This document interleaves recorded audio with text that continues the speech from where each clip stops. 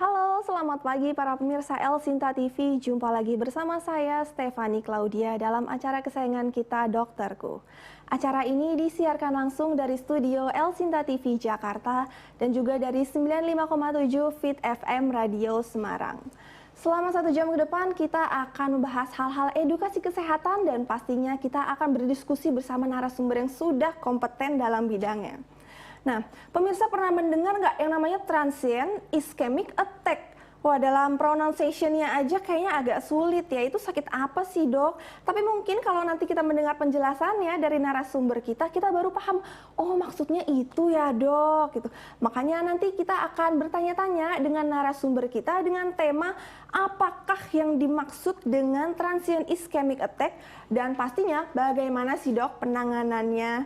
Kita akan bertanya dengan Dr. Listianisi Dwi WSPN yang adalah dokter spesialis neurologi dari Rumah Sakit Tiara Bekasi atau biasa akrab dipanggil Dokter Listi. Nah, bagi para pemirsa yang nanti ingin bertanya-tanya dengan Dokter Listi, itu bisa telepon langsung di nomor telepon interaktif kami di nomor 021 2520 666 atau bisa kirim ke email kami di dokterku.elsinta@yahoo.co.id dengan format nama, alamat, usia, dan pertanyaan pemirsa. Kalau gitu langsung saja deh saya kupas-kupas cari tahu tentang masalah ini bersama Dokter Listi. Halo, selamat pagi Dokter Listi. Selamat pagi. Apa kabar dokter? Alhamdulillah baik. Dokter ini katanya dari Bekasi ya, Dok? Iya, betul. Bekasi itu kan suka dibecandakan itu katanya di luar planet ya, Dok ya. Nah, perjalanan ke studio El Sinta TV ini berapa lama, Dokter? Alhamdulillah hari ini nggak macet ya. Nggak macet itu berapa lama tuh, Dok? 1 jam Satu aja. jam, 1 jam tuh nggak macet ya. Gimana kalau macet ya, Dok? Dok, hari ini kita akan membahas mengenai yang transient ischemic attack. Terus yang tadi saya katakan di awal ya, Dok, kayaknya itu agak asing ya, Dok, didengar. Tapi kalau mungkin mendengar penjelasan dari dokter, para pemirsa nih baru tahu, oh maksudnya itu ya, Dok. Dan mungkin juga banyak dialami sama pasien-pasien dan juga para pemirsa yang menyaksikan. Nah, mungkin bisa dokter jelaskan gitu, Dok, mengenai transient ischemic attack ini maksudnya apa sih, dokter? Silakan, dokter. Ya, terima kasih sebelumnya. Jadi mungkin beberapa orang ada yang pernah dengar ya, singkatannya memang TIA atau transient ischemic attack. Tapi beberapa orang ternyata ada juga yang belum tahu nih mengenai serangan ini. Nah, dan seringkali orang-orang yang nggak tahu ini nggak ngeh bahwa sebenarnya ini merupakan suatu kasus emergensi juga gitu. Nah, transient ischemic attack dari namanya sendiri ya, transient aja itu artinya sementara, ischemic itu adalah sumbatan, attack itu adalah serangan. Jadi transient ischemic attack itu adalah suatu serangan ya, serangan sementara yang disebabkan karena adanya sumbatan pembuluh darah otak ya, yang menyebabkan gejala mirip dengan stroke gitu. Namun bedanya memang TIA ini hanya terjadi biasanya dalam waktu kurang dari 1 jam atau biasanya paling banyak hanya dalam beberapa menit ya gitu. Nah, karena gejala yang sementara ini makanya biasanya orang-orang itu suka nggak ngeh dan biasanya tidak dibawa ke rumah sakit gitu. Karena dikiranya itu yang tadi dokter bilang ya hanya beberapa menit atau yang beberapa jam doang ya, Dok? Iya, betul. Terus kalau mendengar penjelasan dari dokter ya, itu kan mengenai pembuluh darah di kepala ya, pembuluh darah di otak. Yang mungkin kalau misalnya masalah pembuluh darah itu yang saya dengar-dengar ya, Dok, namanya neurovaskular. Itu betul atau tidak? Iya, nah, betul. itu kan sepertinya masalah yang stroke, terus juga aneurisma. Tapi kalau dalam masalah ini tuh seperti stroke ya, Dok? Iya. Namun yang hanya sesaat. Iya, jadi perbedaannya dengan stroke adalah kalau TIA ini dia tidak menyebabkan gejala yang permanen. Jadi kalau dia stroke itu timbul gejala permanen. Jadi gejalanya itu bertahan terus lebih dari 24 jam ya biasanya. Tapi kalau TIA ini gejalanya hanya dalam hitungan beberapa menit saja. Habis itu pasiennya normal kembali. Tapi seringkali pasien-pasien itu nggak ngeh juga bahwa sebenarnya gejalanya nggak kembali normal gitu. Jadi makanya apabila ada gejala tersebut harusnya langsung dibawa ke rumah sakit ya untuk dilakukan pemeriksaan langsung oleh tenaga medis. Gitu. Gejalanya nggak normal, terus kalau misalkan mungkin ya dalam konteks pasien, apakah itu kayak masih ada dalam tanda kutip sisanya gitu dok sebenarnya? Ya betul.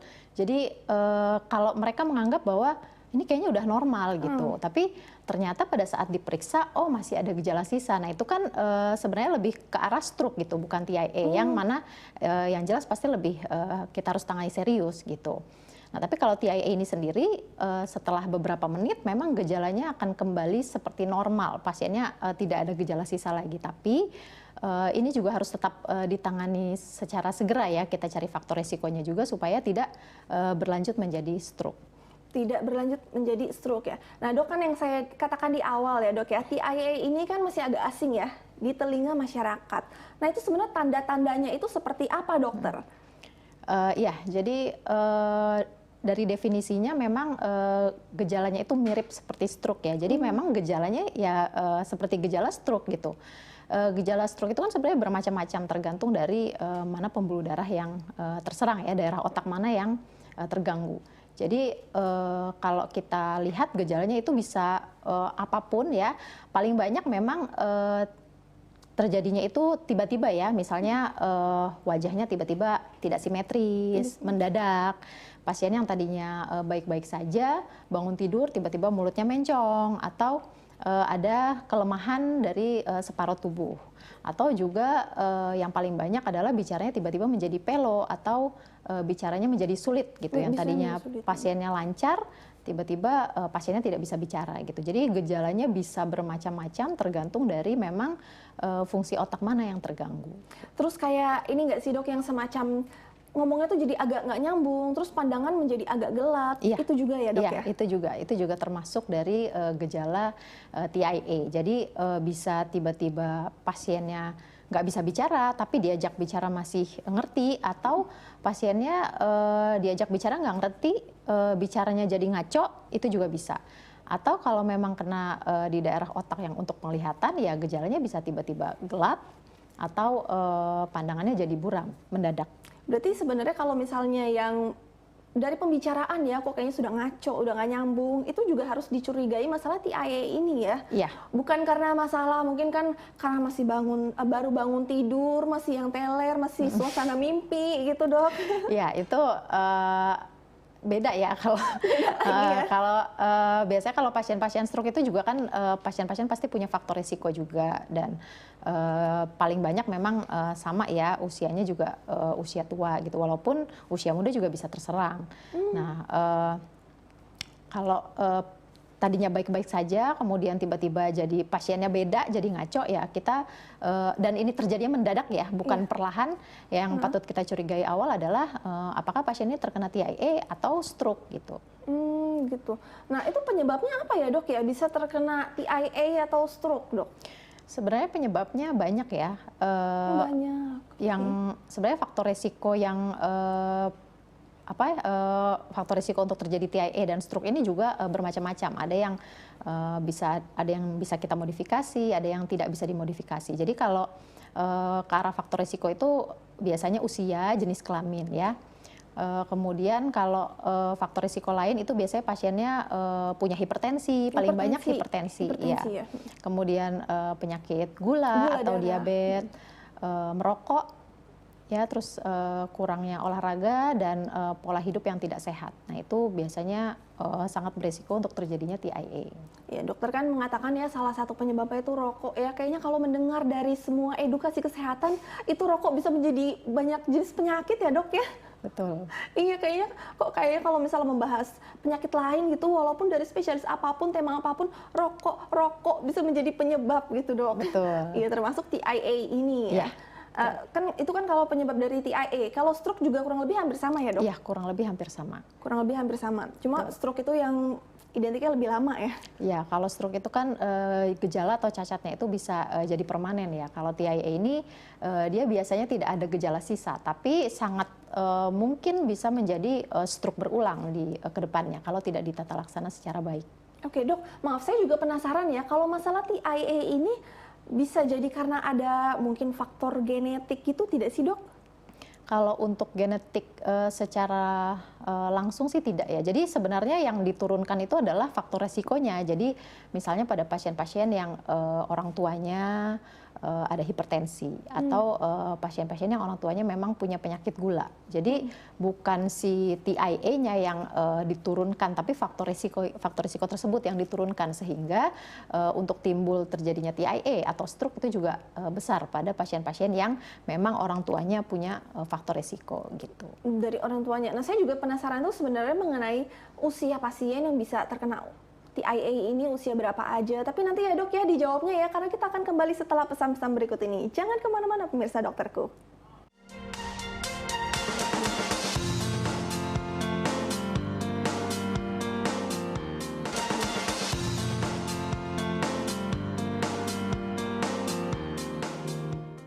Halo pemirsa dokterku, masih bersama saya Stefani Claudia dan juga narasumber kita Dr. Listianingsih Dwi WSPN yang adalah dokter spesialis neurologi dari Rumah Sakit Tiara Bekasi. Dan kita masih membahas mengenai apakah yang dimaksud dengan transient ischemic attack dan bagaimana penanganannya.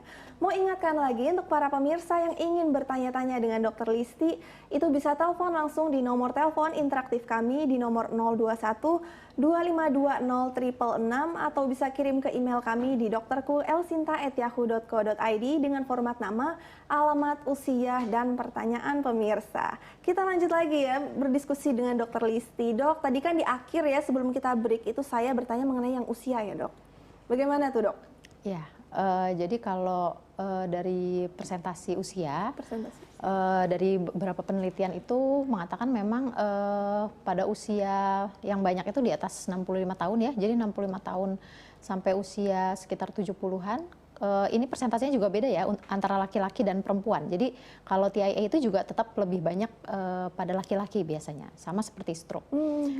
Kira-kira sekitar 2,7% di atas usia 65 sampai 70-an, di atas usia 70 sampai 75 itu sekitar 3,6%. Tapi kalau untuk perempuan itu angkanya memang lebih kecil ya, di atas 65 tahun itu biasanya sekitar 1,6% saja, tapi kalau sudah di atas 70 hampir sama, hampir mirip-mirip, sekitar 4%. Nah, kalau untuk usia muda ya di bawah 60 tahun itu angkanya memang lebih kecil, hanya sekitar 0,4% gitu persentase terkena TIA gitu. Oke, dok. Tadi kan pas break kan saya sempat tanya ya dok, kalau pasien TIA dokter banyak atau tidak? Saya tuh jadi penasarannya tuh ini dok, yang walaupun agak sedikit out of topic ya dok ya, pasien dokter yang TIA dan stroke banyakan mana dok?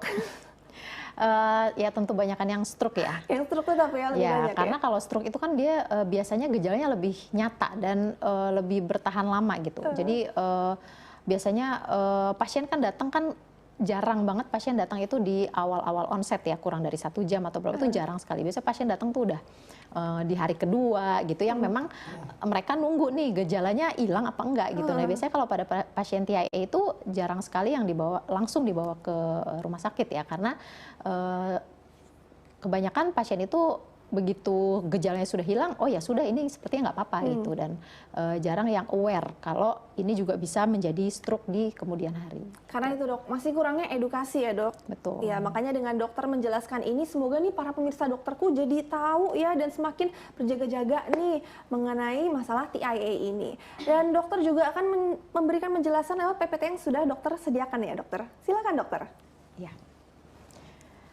Ya, jadi ini ada beberapa slide ya yang akan saya jelaskan mengenai apa yang dimaksud dengan transient ischemic attack dan bagaimana sih tata laksananya. Ya, jadi apa sih TIA itu?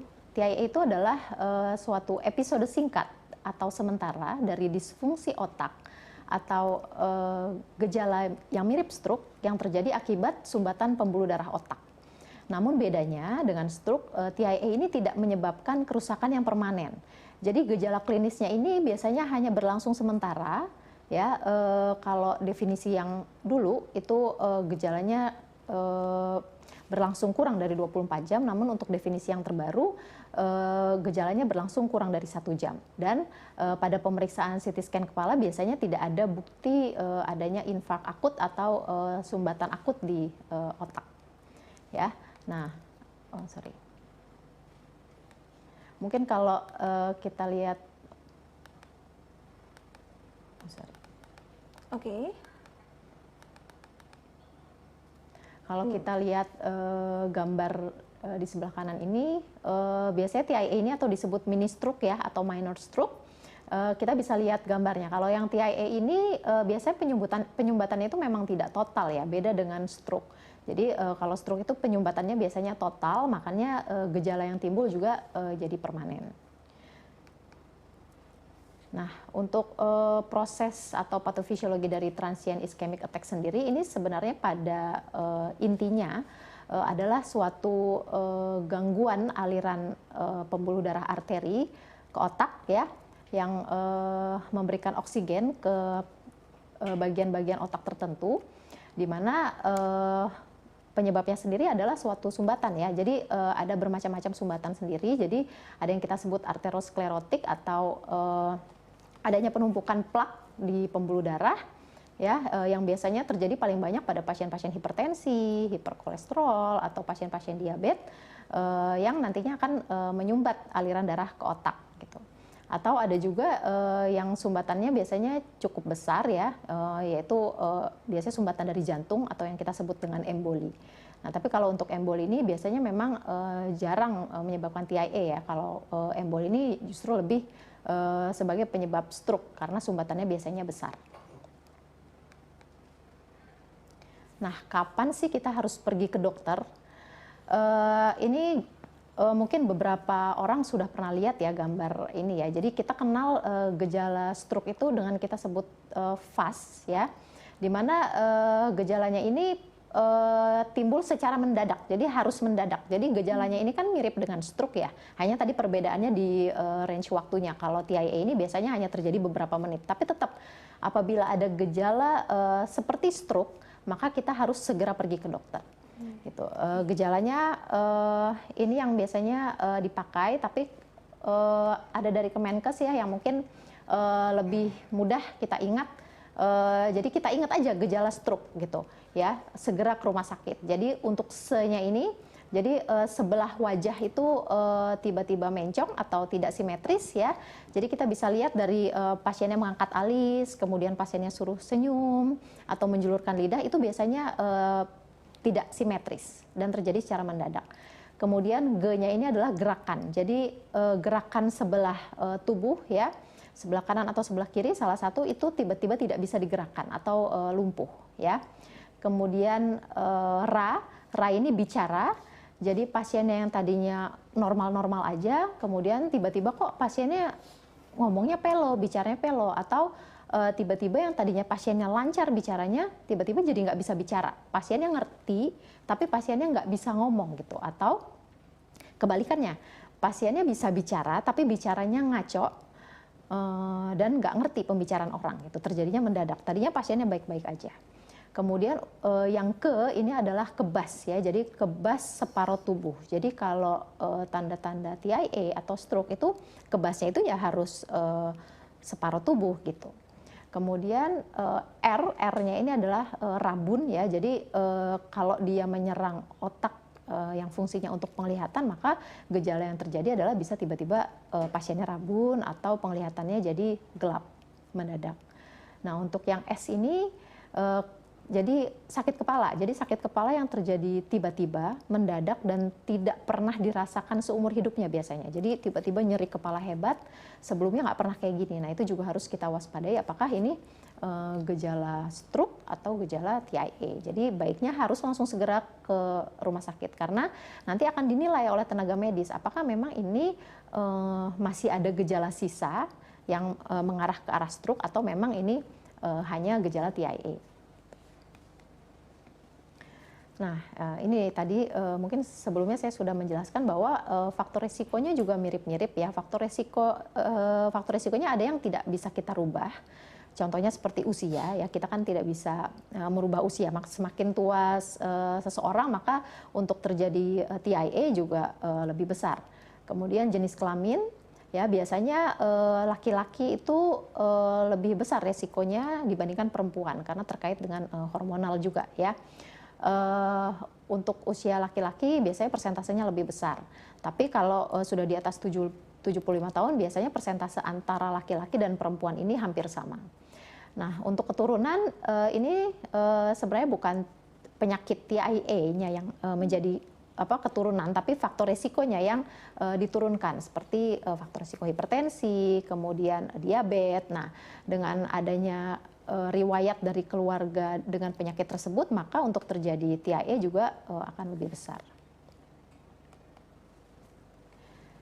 Nah, untuk faktor risiko yang bisa dirubah ya, yang paling penting itu adalah pola hidup sehat. Jadi merokok kan sangat amat bisa dirubah ya. Jadi pada pasien-pasien yang merokok ini rata-rata pasien dengan TIA ini adalah pasien-pasien ya yang merokok gitu. Kemudian alkohol, tidak berolahraga atau jarang beraktivitas, kemudian kencing manis atau diabetes, hiperkolesterol ya, kemudian obesitas dan hipertensi yang paling sering menjadi faktor risiko. Nah, bagaimana sih cara menilai prognosis atau ramalan ke depannya ya, apakah TIA ini akan beresiko menjadi stroke atau tidak? Biasanya kita pakai skor sendiri. Jadi ada yang namanya ABCD2 score, di mana di sini ada poin-poin yang kita jumlahkan dari beberapa poin ya. Jadi biasanya kita pakai usia. Pasiennya usianya berapa nih? Kalau misalnya usianya di atas 60 tahun, maka kita tambahkan 1 poin. Kemudian dari blood pressure atau tekanan darah, kalau misalnya tekanan sistoliknya lebih dari 140 ya, atau diastoliknya lebih dari 90, maka pasien juga dapat poin 1. Kemudian untuk gejala klinisnya, kalau ada gejala klinis seperti kelemahan separuh tubuh, maka poinnya 2. Kemudian apabila gejalanya itu hanya kesulitan berbicara atau bicaranya jadi pelot tanpa adanya kelemahan sebelah, itu poinnya hanya 1. Kemudian durasi dari gejala TIA. Semakin lama gejala TIA-nya, maka poinnya akan semakin besar gitu. Ya, dalam arti akan lebih berat dibandingkan dengan durasi yang lebih singkat. Ya. Kemudian apakah ada riwayat diabetes atau tidak? Karena tadi salah satu faktor resikonya ya, apabila ada riwayat diabetes maka poinnya juga bertambah 1. Nah, semakin besar jumlah poinnya, maka resikonya pun juga akan semakin besar. Biasanya kalau pasien-pasien ini kalau kita rawat apabila poinnya ini memang di atas 4 ya. Jadi kalau poinnya 0 sampai 3 itu masuk kategori yang low. Tapi dia juga masih bisa beresiko untuk terjadinya stroke di 2 hari ke depan, 7 hari ke depan, atau 90 hari ke depan. Tapi persentasenya lebih kecil. Kalau skornya itu 4 sampai 5 atau moderate ya, faktor risikonya moderate, itu risiko stroke-nya akan lebih besar. Di 2 hari itu 4,1%, di 7 hari ke depan 5,9%, 90 hari ke depan itu 9,8%. Nah, kalau skornya 6 sampai 7 itu kan sangat beresiko sekali untuk terjadinya stroke ya, bahkan dalam 48 jam pertama gitu. Jadi dalam 2 hari itu 8,1%, dalam 7 hari ke depan 11,7%, dalam 90 hari 17,8%. Gitu. Jadi inilah yang harus kita nilai gitu untuk mengetahui ini kira-kira resikonya seberat apa untuk terjadi stroke. Nah, TIA yang tidak diobati itu 10-15% maka akan berkembang menjadi stroke dalam 3 bulan pertama setelah onset. Dan 50% dari persentase tersebut terjadi pada 48 jam pertama pasca onset TIA.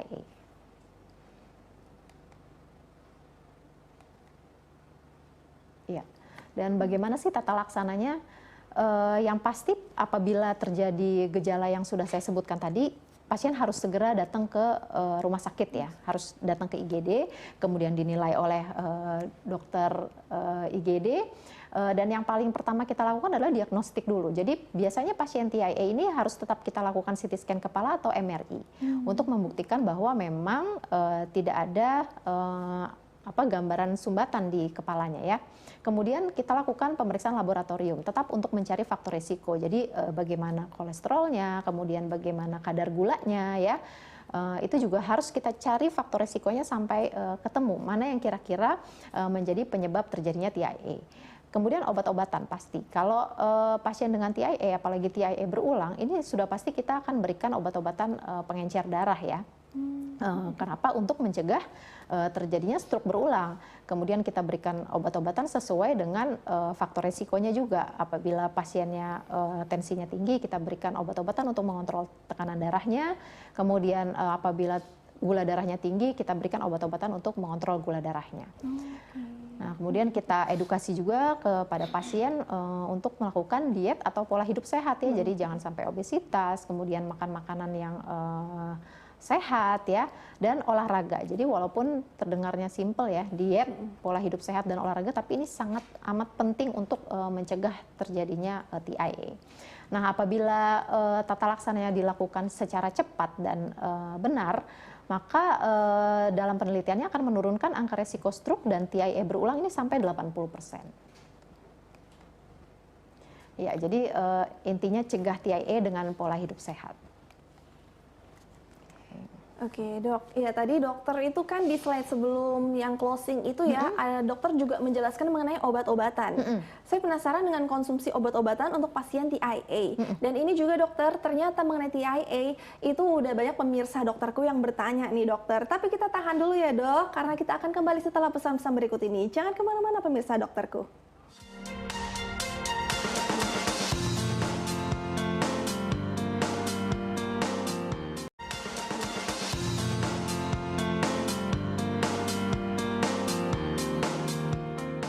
Halo pemirsa dokterku, masih bersama saya Stefani Claudia dan juga narasumber kita Dr. Listianingsih Dwi WSPN yang adalah dokter spesialis neurologi dari Rumah Sakit Tiara Bekasi. Oke Dr. Listi, kita lanjut ya dok ya.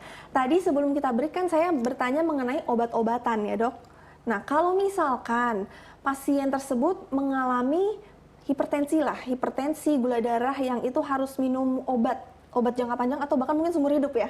Nah, bagaimana kalau misalkan memiliki masalah TIA ini juga, dok? Ya, jadi kalau TIA ini kan sebenarnya pasti dibarengi sama faktor risiko ya. Ya, paling banyak hipertensi dan diabetes itu. Jadi konsumsi obat-obatan hipertensi dan diabetes itu juga harus dilakukan seumur hidup bahkan gitu. Seumur hidup. Karena hipertensi dan diabetes itu kan biasanya tidak bisa sembuh ya, hanya bisa terkontrol. Nah, terkontrolnya ini bisa dengan pola hidup sehat, bisa dengan obat-obatan gitu, dan tidak jarang terkontrolnya ini hanya bisa dengan obat-obatan gitu. Terutama pasien-pasien yang memang mungkin usianya sudah lebih tua gitu.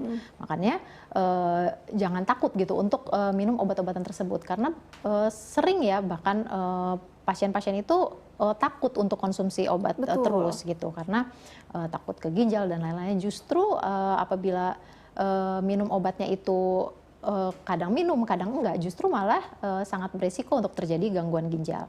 Nah, untuk TIA-nya sendiri itu kita juga biasanya apabila pasien terkena TIA, apalagi sudah TIA berulang ya, itu pasti kita akan berikan pengencer darah, dan biasanya dari penelitian itu double pengencer darah itu hasilnya akan lebih baik ya untuk mencegah stroke berikutnya. Jadi obat-obatan itu juga harus dikonsumsi terus gitu. Nanti pada perjalanannya kita akan nilai kembali apakah memang masih butuh 2 obat pengencer darah atau cukup 1 gitu. Nah, nanti kita akan evaluasi tuh biasanya tiap 3 bulan, kita akan cek juga kolesterolnya. Kalau misalnya memang tinggi kan salah satu faktor risiko juga, kita berikan obat-obatan kolesterol gitu. Konsumsi obat TIA itu biasanya berapa banyak sih dok? Kan kalau misalnya hipertensi ya, saya sering mendengarnya itu ya kurang lebih 2-3 macam obat gitu. Nah kalau TIA biasanya itu obatnya sampai berapa macam dokter? Kalau untuk TIA itu pada saat awal kejadian kita pasti berikan 2 macam obat. 2 macam obat. Tapi sisa obat lainnya itu ya obat-obatan untuk faktor resikonya. Jadi obat-obatan kolesterol, obat-obatan gula dan hipertensinya. Cuma emang ini sih dok ya, ini nggak tahu ya dokter sering menemukan juga apa tidak ya dok, kalau misalkan pasien itu mungkin masih karena kurangnya edukasi ya dok. Jadi kalau misalnya dibilang obat TIA-nya berapa macam, 5 macam obat, padahal sebenarnya itu 2 macam obat yang TIA, 3 macam obat hipertensinya. Tapi suka betul. mengatakan itu ya dok, 5 Yeah. macam nih obat saya. Kebanyakan obatnya, banyak banget Betul kan obatnya. dok, padahal kan itu kan TIA-nya ya 2 macam, Iya. bukan 5 macam, tapi suka dijadikan 1 gitu dok. Betul. Oke dok, saya mulai bacakan pertanyaannya dok ya, karena ternyata masalah TIA ini ada yang bertanya dok. Yang pertama dari Alex di Jakarta. Dok, om saya usia 47 tahun, pernah kena gejala mirip stroke. Waktu itu mendadak pas lagi bicara mulutnya miring dok. Tapi setelah langsung dibawa ke dokter langsung sembuh sih. Kata dokter itu mau stroke tapi nggak jadi. Jadi disebut mini stroke. Sekarang om saya pelupa gitu dok. Apakah ini ada hubungannya dengan mini stroke dok? Terima kasih. Bagaimana dok dengan ini? Ya, jadi ya betul. Berarti itu pernah timbul gejala TIA ya pasiennya. Dan kalau untuk terkait dengan sekarang pelupa, nah makanya kita harus evaluasi lagi tuh pelupanya tuh bagaimana. Kalau karena pada pasien-pasien TIA itu pada dasarnya tuh tetap harus kita lakukan imaging ya, MRI itu lebih baik. Jadi kita harus lihat apakah memang tidak ada sumbatan pada otaknya gitu. Karena kalau pada pemeriksaannya kita temukan sumbatan, terutama sumbatan kecil-kecil, maka untuk terjadi resiko ke arah demensia vaskular itu juga besar. Jadi kalau misalnya ada gejala lupa-lupa dan kelihatannya kok ini lupa-lupanya cukup parah ya gitu, baiknya sih dibawa ke dokter syaraf untuk dilakukan MRI biasanya. Nanti kita lihat apakah memang ada ke arah demensia vaskular atau tidak. Gitu. Kalau misalnya ada ke arah situ kan biasanya harus kita obati. Iya sih dok, saya pribadi juga membaca dari keluhannya ini memang seperti TIA ini ya dok ya? Iya, sepertinya kan? kalau dari keluhannya sih memang itu ke arah TIA. Ke arah TIA, oke. Semoga menjawab ya kepada Mas Alex di Jakarta. Saya baca yang berikutnya ya dok, dari Ivana di Depok. Dok, baru-baru ini teman saya laki-laki usia 21 tahun mengalami kejadian saat kami sedang berolahraga futsal. Ketika dia istirahat, tiba-tiba dia mengaku oyong berarti pusing-pusing gitu ya dok ya, puyeng-puyeng, oyong, dan jatuh beberapa saat kemudian. Saat kami rilekskan dia mengaku mengalami kram total di bagian kepala, telinga, mata, wajah. Tidak dapat melihat sementara kira-kira 20 menit, hanya cahaya putih yang kelihatan. Oyong, mata merah, seluruh wajah bengkak.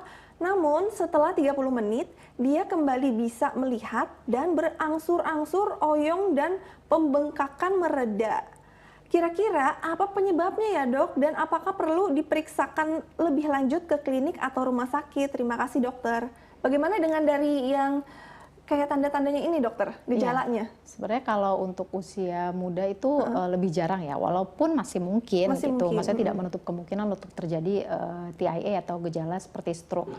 Nah, tapi kan ini kan juga pasiennya habis olahraga ya, habis olahraga berat. Kita juga harus lihat jangan-jangan olahraganya terlalu diforsir gitu, sehingga terdapat gangguan metabolik juga, tekanan darah dan lain-lain yang menyebabkan pasiennya jadi ini kita sebut mungkin sinkop ya, jadi kayak seperti mau pingsan, gelap, kunang-kunang. Jadi itu juga bisa terjadi karena memang adanya gangguan gangguan metabolik ya. Jadi karena olahraga yang terlalu diforsir sehingga dia tekanan darahnya terganggu sehingga pasiennya mau sinkop gitu. Nah, kalau gejalanya ini sih kalau saya lihat lebih ke arah sinkop ya, jadi bukan ke arah TIA gitu. Karena kalau gejala TIA itu memang sebenarnya sangat mirip dengan stroke ya, jadi ada defisit vokalnya gitu, pasiennya tiba-tiba mencong, lemes sebelah gitu. Tapi kalau dari ceritanya pasien ini lebih ke arah sinkop sih gitu. Tapi baiknya pada saat gejala tersebut memang harus langsung dibawa ke rumah sakit atau ke klinik terdekat supaya tetap dinilai oleh tenaga medis gitu. Karena biasanya orang awam agak sulit juga untuk menilai apakah ini ke arah stroke atau bukan ya gitu. Iya, lebih baik ditindak cepat ya, dengan membawa ke klinik atau rumah sakit tersebut ya dok. Oke dok, dok saya tuh jadi ada sebuah case ya dari rekan saya sendiri ya, tapi nanti ya dok ya saya ingin bertanya setelah pesan-pesan berikut ini. Jangan kemana-kemana pemirsa dokterku.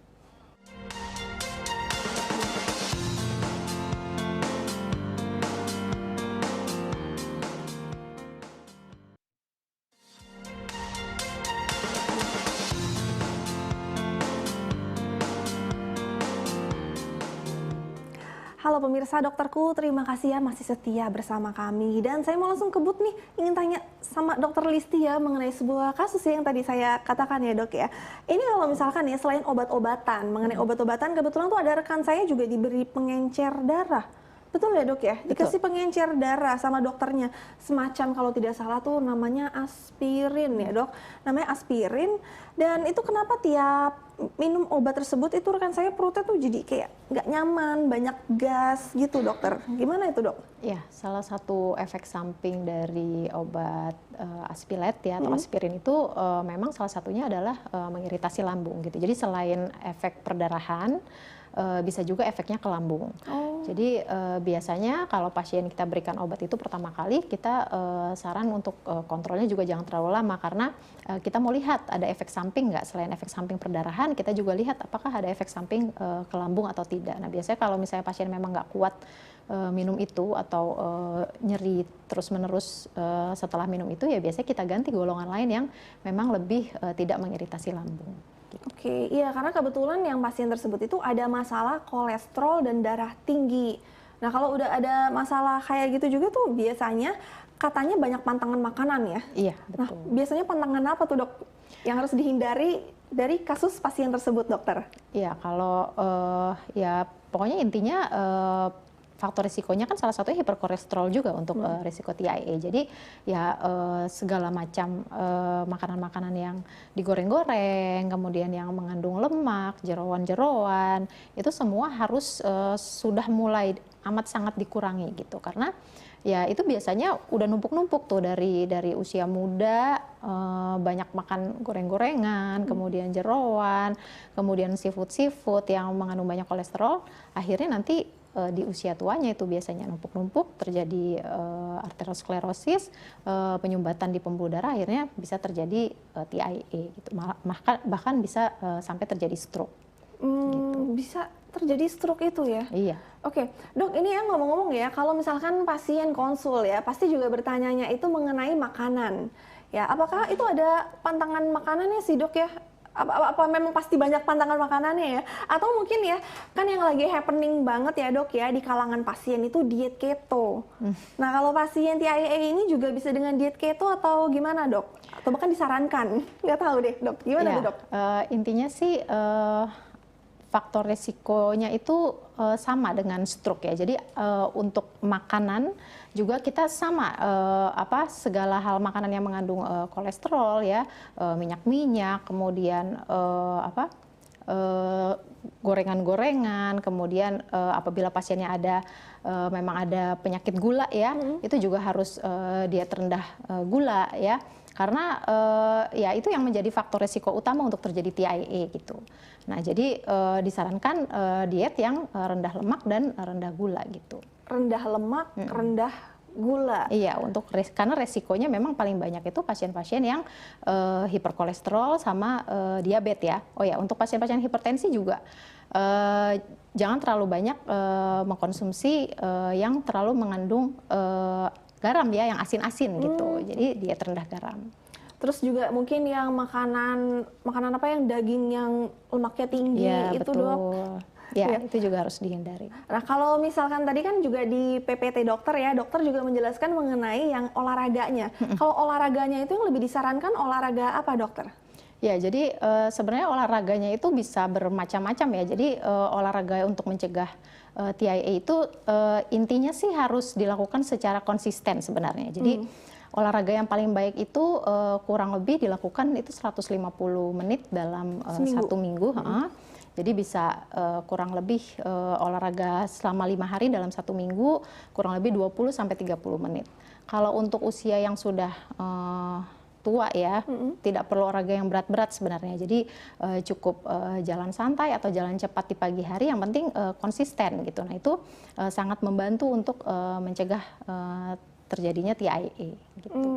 Iya, jadi juga harus melakukan olahraga ya, bukan berarti yang diam saja karena mungkin merasa, dok aku ada TIA, jadi aku tidak mau banyak gerak dok, salah satunya tidak mau banyak olahraga ini, atau mungkin kalau jalan-jalan kan kali aja bisa di mall gitu ya dok, itu kan secara nggak langsung kan jalan-jalan jadi olahraga juga ya. Ya, tapi tetap konsistennya sebenarnya yang harus dilakukan ya, jadi beberapa menit dalam satu minggu itu harus dilakukan terus gitu. Oke, dok kalau mendengar penjelasan dokter ya tadi dari awal sampai yang terakhir ini ya dok ya, mengenai TIA, itu kan pemeriksaannya juga agak yang rumit ya dok ya. Salah satunya itu ada yang harus melakukan CT scan, MRI, lalu juga konsumsi obat-obatan tersebut.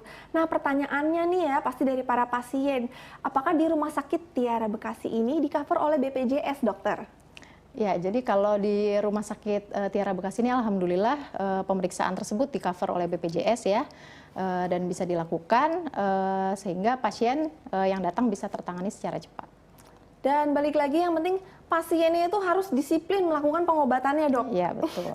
Iya, jadi bukan karena udah ngerasa padahal biayanya itu di cover BPJS tapi itu males-malesan dok. Ya. Sering juga dok kayak gitu betul. ya. Karena sering kali beberapa pasien yang bosan minum obat gitu, betul. karena memang obat itu kan harus dikonsumsi terus. Tapi banyak yang udah bosan akhirnya tidak dikonsumsi obatnya, akhirnya menjadi stroke. Itu banyak pasien-pasien seperti itu. Bosennya sama obatnya, bukan sama sakitnya ya dok ya. Padahal kan justru obat itu membantu loh para pemirsa. Oke dok, tanpa terasa ya kita ini sudah di ujung acara dan saya ingin memberikan kesempatan untuk dokter memberikan closing statement untuk para pemirsa mengenai tema kita hari ini. Silakan dokter. Ya, jadi TIA ini adalah suatu kondisi emergensi yang memang harus seluruh orang ini tahu ya. Jadi kenapa banyak sekali pasien-pasien yang akhirnya jatuh ke dalam kondisi stroke karena mungkin beberapa bulan sebelumnya pasien ternyata sudah pernah terkena TIA, namun pasiennya tidak tahu gitu. Jadi TIA ini adalah suatu gejala atau periode singkat yang timbul gejala seperti stroke yang disebabkan oleh sumbatan di otak. Nah, kondisi ini adalah kondisi yang juga harus ditata laksana secara cepat, karena apabila pasiennya datang ke rumah sakit secara cepat dan ditangani dengan baik, kemudian pasiennya juga mengkonsumsi obat secara teratur, maka 80% bisa tertangani dengan baik dan bisa mencegah terjadinya stroke dan TIA berulang di kemudian hari. Oke, jadi bisa ada pencegahannya tersebut ya dokter ya. Oke, salah satu juga menjaga pola hidup sehatnya tersebut. Oke, terima kasih banyak kepada Dokter Listia Ningsi Dwi WSPN yang adalah dokter spesialis neurologi dari Rumah Sakit Tiara Bekasi yang telah membahas kepada kita semua mengenai apakah yang dimaksud dengan transient ischemic attack dan bagaimana penanganannya. Dan kita sudah tahu ya itu mengenai apa transient ischemic attack ini dan kita sudah tahu juga penanganannya. Terima kasih banyak ya dokter yang telah berbagi kepada kita semua. Sukses selalu dokter. Terima kasih banyak kepada para pemirsa Dokterku yang telah menyaksikan Dokterku hari ini. Jangan lupa untuk saksikan selalu Dokterku setiap hari Senin sampai hari Jumat jam 9 pagi sampai jam 10 pagi hanya di El Sinta TV. Saya Stefani Claudia juga seluruh kru yang bertugas pada hari ini pamit undur diri. Sampai jumpa, sehat selalu.